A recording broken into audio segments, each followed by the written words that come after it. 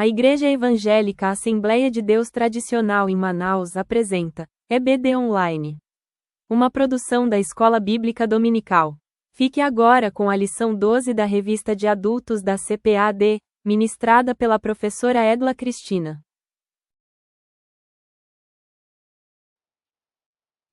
A paz do Senhor a todos. Vamos dar início à nossa pré-aula da lição de número 12. Hoje com a nossa vice-superintendente, a professora Irmã Edla. Lição de número 12. O título da lição: o Espírito Humano e o Espírito de Deus. Vamos ler o texto áudio, como de costume, a verdade prática. Depois a leitura bíblica, classe. Após essas leituras, eu vou pedir ao pastor Bruno para nos dirigir em oração e depois a palavra já estará com a nossa professora, a irmã Edla. O texto áureo diz assim: o mesmo Espírito testifica com o nosso espírito que somos filhos de Deus. Romanos capítulo 8 e o versículo 16. A verdade prática diz assim: além do seu testemunho em nosso espírito, o Espírito Santo age no íntimo do nosso ser, intercedendo, edificando e produzindo o seu fruto. A leitura bíblica em classe, Romanos capítulo 8, versículos 14 ao 16. Primeira carta de Paulo aos Coríntios, capítulo 14, versículo 14. E por último, Gálatas, capítulo 5, versículos 22 e 23.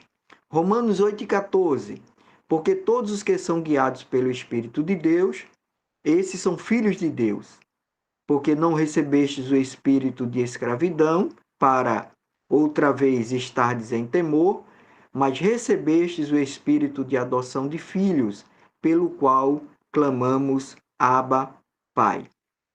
O mesmo Espírito testifica com o nosso espírito que somos filhos de Deus. 1 Coríntios, capítulo 14, versículo 14. Porque se eu orar em língua estranha, o meu espírito ora bem, mas o meu entendimento fica sem fruto. E Gálatas, capítulo 5, versículo 22 e 23, diz assim: mas o fruto do espírito é amor, gozo, paz, longanimidade, benignidade, bondade, fé, mansidão, temperança. Contra estas coisas não há lei. Pastor Bruno. Amém. Vamos orar. Pai, nós te louvamos e te agradecemos por mais uma oportunidade que temos de nos reunirmos para estudar a tua palavra. Nos abençoa, nos ilumina neste momento para que possamos compreender aquilo que tu queres ensinar para nós. Aqui está a nossa professora, a irmã Edla Cristina, que será a bênção para nós, o canal, para que tu possas falar conosco. Usa ela conforme o teu querer, a tua boa vontade. Assim nós te pedimos e te agradecemos em nome de Jesus. Amém. Amém. Amém. Eu peço aos irmãos, às irmãs que fechem os seus microfones. E aí no final da ministração da nossa professora, nós estaremos abrindo novamente para as perguntas. Irmã Edla. Obrigada, irmão Márcio, nosso superintendente. A paz do Senhor Jesus. Nós estamos na lição de número 12. O tema é o espírito humano e o espírito de Deus. E os três tópicos da lição, eu dizia, eles estão relacionados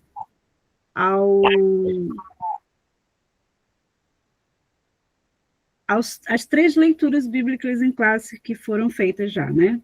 O texto de Romanos, capítulo 8, o texto de 1 Coríntios, capítulo 14, e o texto de Gálatas, capítulo 5, os versos 22 e 23. Nós temos, então, é sempre bom a gente lembrar, né, 3 objetivos. Primeiro é ensinar como o Espírito Santo inicia e fundamenta a vida espiritual, despertando a consciência, gerando fé, ensinando verdades divinas.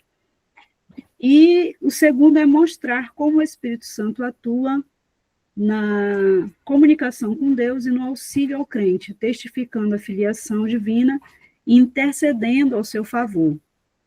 E o terceiro, enfatizar como o Espírito Santo edifica o crente através da oração em línguas e produz as virtudes do fruto do Espírito, que representam o ápice da vida cristã.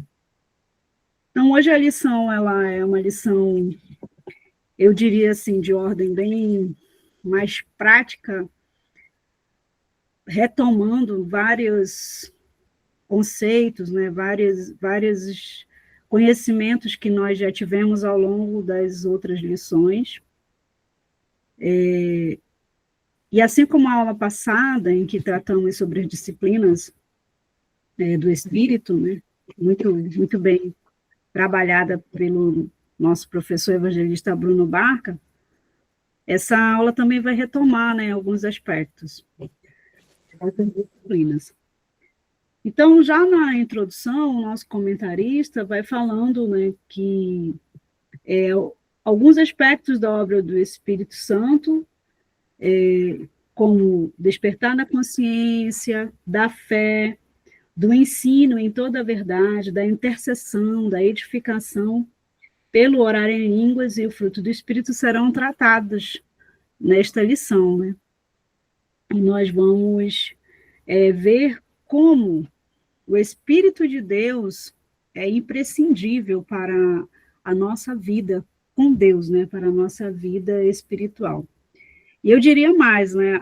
A nossa relação com o Espírito Santo, ela precisa ser cultivada, nós precisamos falar sobre isso, nós precisamos ensinar sobre a importância de termos a nossa relação com o Espírito Santo como aquele que vai trazer a nós todos esses aspectos, né, da obra de Deus. O primeiro tópico, obra da consciência do pecado, da justiça e do juízo. Então, o Espírito Santo, ele começa a despertar em nós a consciência de que somos pecadores, né? De que vivemos no pecado. Aquela pessoa que não é crente, né, que nunca aceitou Jesus, que nunca teve um relacionamento com Deus, ela vive a vida dela de modo, vamos dizer assim, sem nenhum tipo de culpa, sem nenhum tipo de pesar pelo aquilo que ela faz. Ela peca, ela transgride a lei de Deus, ela desobedece a palavra de Deus e não sente nenhum pesar em relação a isso, não sente culpa, não sente nenhuma tristeza, que é a base para o arrependimento. Quando essa pessoa recebe a Jesus como Senhor e Salvador da sua vida, já no processo de evangelização, quando ela está ouvindo a palavra de Deus, e a palavra de Deus vai operando no espírito dessa pessoa, né? Ela vai ouvindo, veja, os sentidos, né? E aí essa palavra vai, a alma recebe aquilo e o espírito vai sendo trabalhado. Essa pessoa recebe aquela palavra, o Espírito Santo começa a trabalhar por meio da palavra de Deus. Portanto, essa pessoa vai começar a entender que aquilo que ela pratica ou praticava sem nenhum tipo de preocupação é pecado. Transgride a lei de Deus, fere a santidade de Deus, entristece a Deus, entristece o Espírito Santo, e ela passa a ter consciência, né, por meio da obra do Espírito Santo. Então, a primeira obra que o nosso comentarista traz do Espírito Santo em nossas vidas, no nosso espírito, né, é exatamente a consciência do pecado. Então, o que eu faço, né, o que eu pratico, que é contrário à palavra de Deus, é pecado. Não é simplesmente uma ação humana, né, como outra qualquer. Então, diz em João 16:8, está aí na revista, e quando ele vier, convencerá o mundo do pecado e da justiça e do juízo. É o Espírito Santo, o Consolador prometido por Jesus, que tem essa obra, que realiza essa obra em nossas vidas, né, de nos convencer do pecado. E essa é a primeira obra do Espírito Santo, né? E aí o comentarista diz que ainda no espírito humano, o Espírito de Deus remove a incredulidade, porque a incredulidade é o pecado do homem, pelo qual nós seremos as pessoas que não aceitaram a Jesus, que não receberam o sacrifício de Jesus como sacrifício suficiente para a salvação, para o perdão de seus pecados, essas pessoas serão julgadas por não crerem no unigênito Filho de Deus. E aí o comentarista fala claramente, eu gostaria de ler até aqui uma passagem, né? E nós lembrarmos, irmãos, daquilo que a palavra de Deus diz em Romanos, capítulo 10, versículo 17, que é um versículo que nós usamos muito no processo de evangelização. Quando a gente vai evangelizar, a gente sempre fala muito desse versículo, né? Porque as pessoas que não conhecem a Jesus, elas ouvem a palavra de Deus, e quando nós perguntamos, você aceita Jesus como o Senhor e Salvador da sua vida, como o único e suficiente Salvador? Algumas pessoas, são muitas, dizem, eu já aceitei a Jesus, eu não preciso.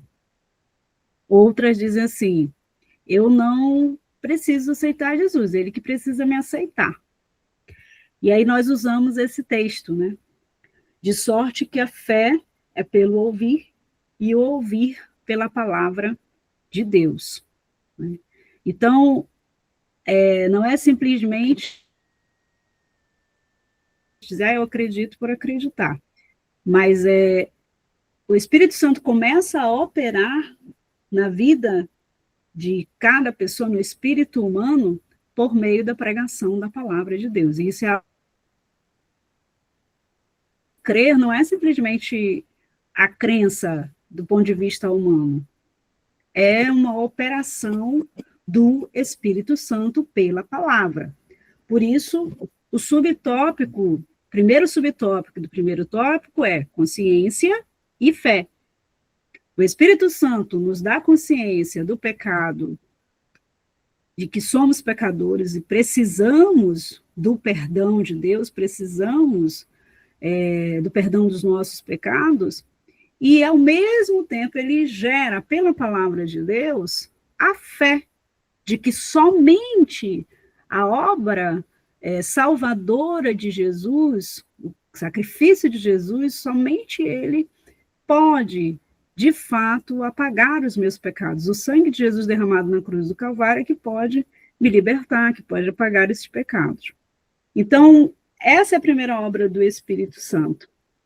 E aí, continua, né? Em Romanos 10, 9 e 10, se com tua boca confessares, né, com o coração crer para a justiça e com a boca confessar, então nós seremos salvos. Nós usamos muito esse versículo, esses versos, esse texto na evangelização, para que as pessoas possam entender e compreender pela operação do Espírito Santo que elas precisam crer com o coração, mas elas precisam confessar que Jesus Cristo é o Senhor e único Senhor, né? E aí tem uma citação aqui de um dos autores, Wesber, que diz assim, o Espírito Santo convence o mundo de um pecado em particular, o pecado da incredulidade. Afinal, é a incredulidade que condena o pecador. João 3, 18 e 21. A 21. Não seus pecados individuais. Uma pessoa pode limpar sua vida, isso é importante, tá, irmãos? Livrar-se de seus maus hábitos e ainda assim ir para o inferno. Essa é uma verdade espiritual que nós precisamos retomar em nossas pregações. Inclusive, é a nossa doutrina, né, de salvação, a doutrina das Assembleias de Deus. Nós precisamos retomar isso. Mediante a tantas heresias que estão sendo pregadas, a tantos evangelhos, né, que têm surgido, essa verdade é importantíssima, porque é a única verdade, né? Nós precisamos retomar essa verdade da palavra de Deus. Muitas pessoas também acham que podem ser salvas porque fazem tudo corretamente, embora isso não seja verdade, porque é impossível, né, andar corretamente sem a presença do Espírito Santo, sem a obra do Espírito Santo. Mas muitas pessoas alegam isso: eu não minto, eu não roubo, eu nunca matei ninguém, eu sou honesta, eu pago minhas contas, eu pago meus impostos, eu sou um bom esposo, eu sou uma boa esposa, eu sou um bom pai, sou boa mãe. Eu não preciso estar na igreja todo o tempo, mas nunca creram em Jesus Cristo como seu único e suficiente Salvador. E sequer se compreendem, se veem como pecadores afastados da glória de Deus, que precisam da glória de Deus, que precisam de Jesus. Como diz Isaías, diante de Deus, as nossas obras são como trapos de imundície. Apenas o sangue de Jesus é que pode nos purificar completamente, nos tornar aptos a ter acesso a Deus novamente. Então, é crer em Jesus Cristo como unigênito Filho de Deus, enviado por Ele, e crer na sua morte vicária na cruz do Calvário, na sua morte, na sua ressurreição, é que vai nos, de fato, garantir, né, a salvação em Cristo Jesus. Então, eu achei muito interessante de trazer hoje à noite para os irmãos reforçar isso, né? Pode até ser uma pessoa boazinha, mas se ela não confessar a Jesus, se ela não receber a Jesus no seu coração, diante dos homens, diante de Deus, que Jesus é o único suficiente Salvador, ela não é salva. E essa é uma verdade que precisa ser pregada claramente e objetivamente. O Espírito, ele tem essa característica, ele tem essa obra para realizar em nossas vidas, né? Então, quando nós ouvimos a palavra de Deus, a incredulidade é removida, porque o Espírito Santo opera o convencimento do pecado e opera também a fé. Então, nós passamos a crer, nós passamos a acreditar. Outro aspecto importante, ainda dentro desse subtópico, é nós compreendermos, né, que a partir desse momento nós passamos a ser, e aí essa verdade é importante porque ela vai puxar todas as outras que nós vamos falar agora, né, os próximos tópicos, nós deixamos de ser, a partir do momento em que nós somos convencidos pelo Espírito Santo e que nós recebemos essa verdade como uma única verdade, né, pela palavra de Deus, e cremos em Jesus, porque a missão do Espírito Santo é essa, né, uma das, nós deixamos de ser pessoas, homens naturais, para sermos espirituais. E isso nos torna aptos a compreender as coisas espirituais. Atenção, irmãos, não é possível nós compreendermos as coisas espirituais, as verdades espirituais, senão pela ação do Espírito Santo em nosso espírito. Nós precisamos ser pessoas espirituais para podermos compreender as verdades espirituais. E aí tem algo importante que convém falar. Nos nossos tempos, com o advento das redes sociais, Outro dia meu sobrinho me perguntou assim, se você fosse chamada para nos programas de YouTube para debater determinado assunto da Bíblia, você ia? Aí eu falei para ele, não. Aí ele falou, por quê? Ele gosta muito de assistir esses debates, né? Aí eu disse, porque a Bíblia não é para ser debatida. A Bíblia é para ser lida, amada e praticada. O apóstolo Paulo já alertava a Timóteo para não se envolver em vãs discussões, né? E para não se envolverem nesses debates que não levam a lugar algum. Se me chamassem para ensinar, para pregar, para falar a respeito da palavra de Deus, com certeza eu iria, com ressalvas, porque todos sabem que sou militante contra as redes sociais, né? Mas debater, eu não estou falando que é pecado, tá, irmãos? Mas é só para dizer que muitas vezes nós estamos querendo convencer homens naturais a respeito das coisas espirituais, sem pregar o evangelho, né? Então, a pregação do evangelho, para que o Espírito Santo convença o homem do pecado, da justiça e do juízo, é uma coisa. Mas há pessoas que têm tentado debater exaustivamente, sem pregar o evangelho e levando à confusão e à discussão, porque são pessoas naturais, que não compreendem as coisas espirituais. E 1 Coríntios 2, 14 e 15 diz, né, ora, o homem natural não compreende as coisas do Espírito de Deus, porque lhe parecem loucura, e não pode entendê-las, por elas se discernem espiritualmente. Mas o que é espiritual discerne bem tudo, e ele de ninguém é discernido. Ninguém pode nos compreender como cristãos, na nossa relação com Deus e com o Espírito Santo, se não for espiritual. Então, essa é uma verdade básica, né, da palavra de Deus. O segundo subtópico, a pedagogia do Espírito Santo, vou tentar caminhar mais rapidamente, né,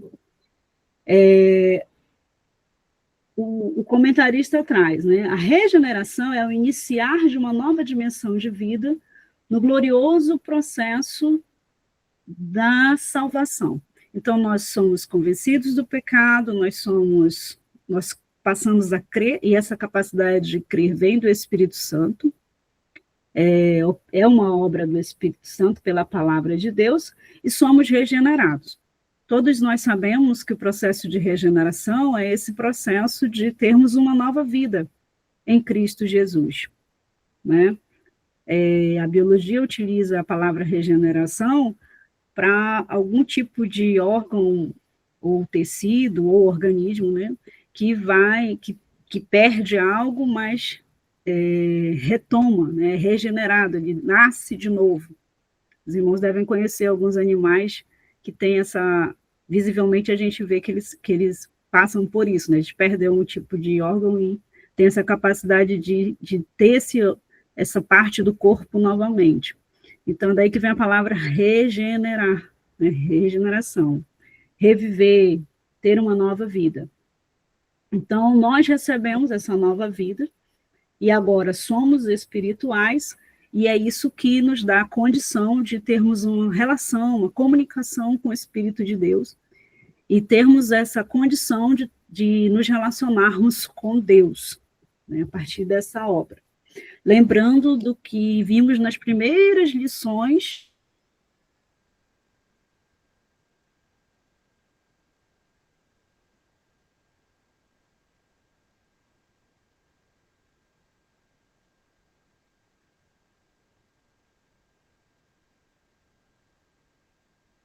essa janela, essa porta que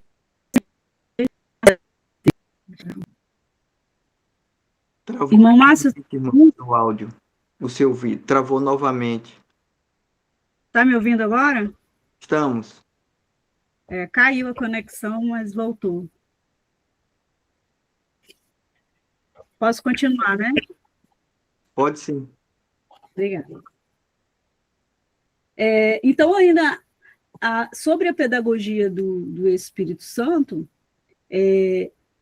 essa pedagogia fala da obra que o Espírito Santo tem também, né, no nosso espírito, que é de nos ensinar. Ele nos ensina todas as coisas, né? Aqui o autor, o comentarista diz, como vimos enfatizando, essa obra do Espírito de ensinar-nos toda a verdade não está limitada ao nível do intelecto, irmãos. E aí eu só vou frisar isso para tentar passar um pouquinho mais rapidamente. Essas coisas espirituais que nós passamos a discernir faz parte da obra do Espírito Santo de nos ensinar as verdades espirituais. Porém, isso não tem a ver, né, somente com o intelecto. Se tivesse numa aula, em sala de aula mesmo, né, eu perguntaria. Ora, o intelecto é de que, vamos dizer, parte, né, do nosso ser, corpo, alma e espírito, né? Ele está mais localizado na alma, é uma das faculdades da alma. Então, não diz muito, não diz respeito somente a isso. As verdades espirituais, elas são compreendidas de modo espiritual, né? Então, por mais que eu tenha, e sempre é bom a gente enfatizar, nós precisamos buscar conhecimento, nós precisamos estudar, nós precisamos ler, não somente a Bíblia, mas outras obras. Para dar essa aula, recorri a vários outros autores, mas nós precisamos, principalmente, né, fortalecer o nosso espírito e aplicar as disciplinas espirituais cristãs, né, da vida do crente, para que possamos, de fato, compreender as coisas espirituais. Quem vai nos ensinar é o Espírito Santo. Por isso, a nossa relação com o Espírito Santo deve ser cada vez mais ampliada, aprofundada, porque é ele que nos ensina. E ele nos ensina por meio da leitura da Bíblia, porque é ele que vai nos dando o entendimento da palavra de Deus. Nós não podemos querer entender a palavra de Deus somente pela nossa capacidade de interpretação, pela nossa capacidade de exegese, pela hermenêutica. Tudo isso é muito importante. Por outros comentários, é muito importante tudo isso, mas isso não é suficiente.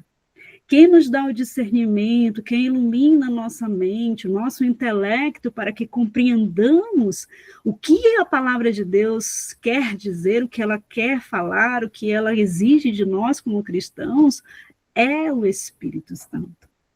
Todas as vezes que vamos ler a Bíblia, precisamos pedir ajuda ao entendimento, o discernimento do autor, que é o Espírito Santo. Por isso, essa observação é muito importante, né? O comentarista traz a interpretação de Jonathan Edwards, em que ele fala em intelecto e coração, e que a partir de uma visão tricotômica diz respeito à alma e ao espírito, mas principalmente a este, em especial pela distinção com o intelecto, que é uma das faculdades da alma. Aí ele diz, o verdadeiro cristão sente porque vê e compreende algo mais sobre as coisas espirituais do que antes. Conhecimento doutrinário envolve somente o intelecto, porém o conhecimento espiritual é um sentimento do coração pelo qual vemos a beleza da santidade na doutrina cristã. Então, envolve o intelecto, mas também, principalmente, a renovação da mente, né? Outra ação do Espírito Santo, está relacionada à transmissão do significado espiritual das Escrituras, que é basicamente isso que eu acabei de falar, né? A gente tem essa relação. Eu quero só frisar aqui o que o comentarista traz em relação àquilo que Paulo fala em Efésios capítulo 3, versículo 19, em que Paulo ora pelos Efésios para que o homem interior de cada crente na igreja de Éfeso seja fortalecido. Então, esse homem interior, que na tradução mais próxima ao original, vai nos remeter a esse ser mais profundo, né? A esse ser que é o ser mais íntimo, digamos assim. Essa que é a ideia de homem interior. E podemos, então, entender que é o nosso espírito, que é aquilo que nós temos de mais íntimo, de mais profundo. E que nem nós mesmos, né, conseguimos entender e compreender tudo que está no nosso espírito. Quem que vai discernir isso? O Espírito de Deus. Então, o apóstolo Paulo, ele faz essa oração e aí depois lá o comentarista vai comentando, dizendo que Paulo, lá em Romanos, ele fala aos irmãos, né, para que eles possam apresentar um culto racional. E uma tradução mais também, vamos dizer, mais próxima do original, nos dá a interpretação de que esse culto, na verdade, é um culto espiritual. Em outras palavras, um culto dirigido pelo Espírito de Deus, né? A tradução da Peshitta traduz esse termo como serviço espiritual. Então, outra interpretação seria, ora, que nós possamos nos apresentar diante de Deus, sempre ofertando a Ele algo espiritual. Assim como os sacerdotes prestavam o serviço no tabernáculo, no templo, né, os levitas, nós não estamos mais nesta aliança, né, levítica, mas nós precisamos apresentar diante de Deus um culto espiritual.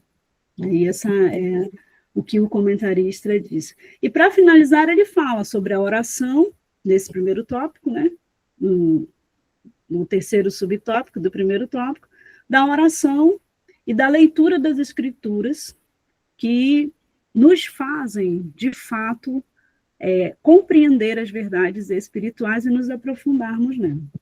3 tipos de conhecimento. Por que e luz? Porque o Espírito Santo fala ao nosso espírito e nos ilumina. É isso que ele diz, é o centro da percepção espiritual por meio dos quais recebemos iluminação do Espírito para compreendermos as verdades divinas. É um pouco do que a gente já comentando, né? E aí ele relembra, né, a gente lembra do Espírito como órgão que Deus colocou dentro do homem para estabelecer essa comunicação, para que nós possamos conhecer a Deus. Então, o Espírito Santo ilumina o nosso, fala também de iluminação a Deus. Aí ele faz diferença entre 3 tipos de conhecimento.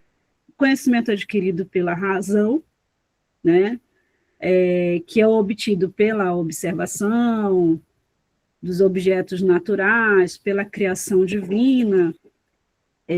Os salmos, não vai dar tempo da gente ler, mas os salmos, eles mostram isso, né, que observando a criação, vendo o que Deus fez, nós temos um tipo de conhecimento de Deus, por isso que mesmo que nunca tenha ouvido, sabe que Deus sabe que Ele é o Criador de algum modo.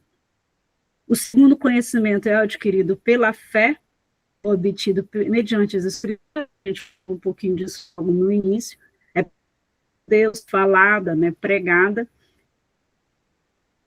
tendo fé, crendo.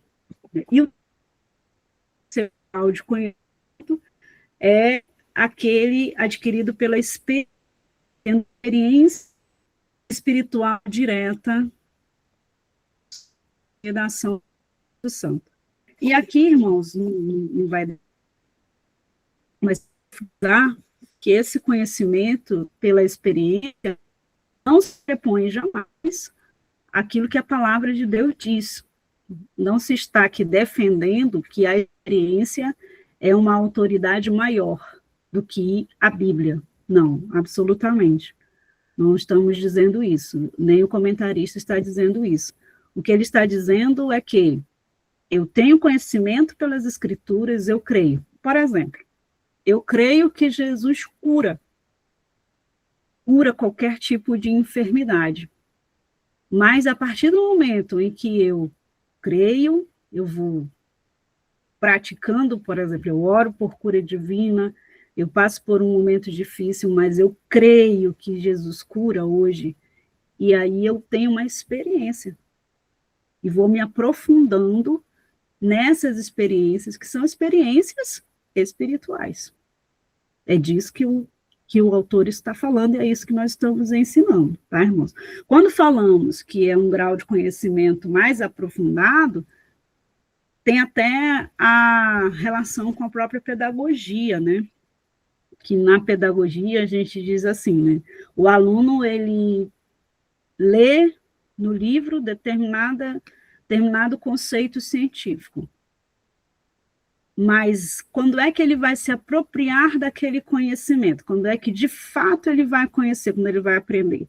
Quando ele age sobre aquele conhecimento. Então, quando ele experimenta, quando ele age sobre aquilo, ele faz algum tipo de atividade, ele produz algo sobre aquele tipo de conhecimento. Aí ele, de fato, ele aprende. Por enquanto, se ele estiver só lendo, né, ali, ele tem a informação. Mas o conhecimento, ele é gerado pela experiência que ele vai ter em relação àquela informação. Não sei se ficou claro, se alguém quiser depois perguntar, mas tem outros irmãos aqui, né, que podem também. É basicamente essa a ideia que ele está trazendo, ele não está colocando a experiência acima da escritura, não é isso. Eu me preocupei bastante com isso, de deixar muito claro. Então, dessa parte, era isso que eu gostaria de explicar bastante, né? Então, essa é a ideia. No segundo tópico, testemunho, intercessão e edificação, né? O primeiro subtópico, o Espírito testifica ao Espírito. E aqui só para pontuarmos que quando o apóstolo Paulo trata sobre isso, em Romanos, ele está falando exatamente da doutrina, né, da salvação, da compreensão de que agora os romanos não tinham mais a condição de criaturas somente, né, de escravos, mas eles precisavam entender que eram filhos de Deus. E ele usa a imagem, né, da adoção. Porque lá naquela época, quando a pessoa era adotada, ela perdia completamente qualquer vínculo que ela tinha com a família biológica, né, com a família de origem dela. E ela passava automaticamente a ter todos os direitos e passava a ter todos os vínculos, todas as características da família adotiva. Portanto, Paulo usa essa imagem do direito romano, né, da condição de adoção no direito romano. E os irmãos entendiam muito bem, né, porque era uma prática também, a adoção. Quem já viu aquele filme Ben-Hur, vê isso, né? Lá naquele filme, o Ben-Hur, ele é adotado, né, por um romano. E ele passa a ser romano, ele passa a ter todos os direitos, a ter todo o vínculo, né, com a família anterior dele, legalmente é cortado. Paulo, ele usa essa imagem, E aí ele diz, sabe quem vai dar essa convicção a vocês? Sabe quem vai testemunhar para vocês isso? É o Espírito Santo. Glória a Deus por isso. É o Espírito Santo que habita em vocês, ele já afirma isso, né? Nós somos templo, olha aí a ligação, irmãos, do corpo como templo do Espírito Santo, como casa do Espírito Santo. E agora esse Espírito que habita em nós fala ao nosso espírito, testifica ao nosso espírito que nós não somos mais escravos, nós não somos somente servos, nós não somos somente pessoas sem vínculo com o nosso Criador, nós somos filhos de Deus. E é esse Espírito Santo, o precioso, o amado Espírito Santo de Deus, que mora no nosso espírito, que vai dizer a nós, você é filha, você é filho de Deus. Lembre da adoção, lembre dessa imagem da adoção. Então, essa é uma verdade poderosa, né, da nossa lição, e nós glorificamos a Deus por isto, né? Há várias interpretações, inclusive os que forem ler o livro base, né, o livro de apoio, vão ver, mas eu fico com essa interpretação, que é a interpretação que estou dizendo, né? O Espírito Santo fala ao nosso espírito, testifica ao nosso espírito de que, o espírito humano, né? De que somos filhos de Deus, já que é o espírito humano que nós vamos compreender na totalidade as coisas espirituais. É um processo. Então, há coisas muito profundas que somente o Espírito Santo tem condições de levar até Deus. E aí, esse é o outro texto de Romanos 8, lá da leitura bíblica em classe, né, que o nosso comentarista vai detalhar aqui. E aí ele diz assim, as expressões por nós e pelos santos contidas respectivamente nos versículos 26 e 27, permitem-nos entender que a intercessão não é apenas em favor de quem ora, mas tem alvos indeterminados ao conhecimento humano, determinados segundo o propósito do Espírito. Então, nosso intelecto, nossa limitação humana nem sempre vai chegar às nossas reais necessidades espirituais. Mas o Espírito Santo, que tudo conhece, tudo prescruta no nosso homem interior, que é a parte mais íntima nossa, ele sabe. Por isso, ele intercede por nós com gemidos inexprimíveis, né?